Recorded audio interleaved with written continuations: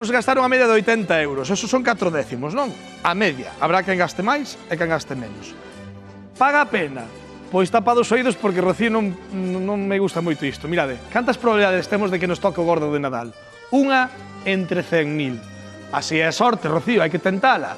Pero sempre estamos aquí para axudar, non vos preocupedes. Imos vos dicir cales son as terminacións que máis veces caeu o gordo. O 5. Buscadísimo, 32 veces, o gordo. Bueno. Na terminación 5. 4 e 6, 27 veces o gordo. Deste temos. Deste temos.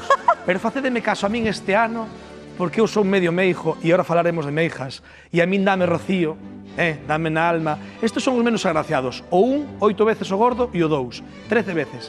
Este ano cai no 1. Aquí o quedadito, 17 de decembro, David Espilla. Bueno, David Espilla, Quedache temblado. eu xa me apartei e todo de ti, digo, a ver que me vai contar. O 1, pois o 1, temos postas todas as nosas esperanzas nel, a ver se é verdade. Mira, xa sabemos que é moi difícil, home, que nos toque o gordo, a non ser que teñades un décimo da Praza de Abastos de Santiago de Compostela. Ti tela, Espiño, tes ese décimo? Pois dali xusto non, é logo que porque teño que ir á Praza de Santiago. Pois ti mira. Que eu vou sempre, pero por que? Ti mira, que a Talisa chegou unha clienta de Toledo, e contou que unha meiga lle dixo que este ano o gordo tocaba no décimo da Praza de Abastos. Unha meiga? Claro, unha meiga.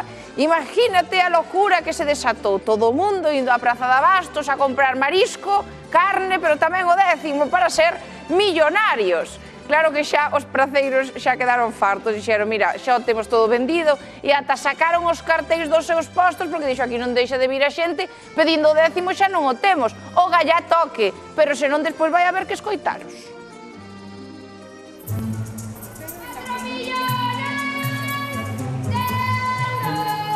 Escoitastes? Están cantando o gordo.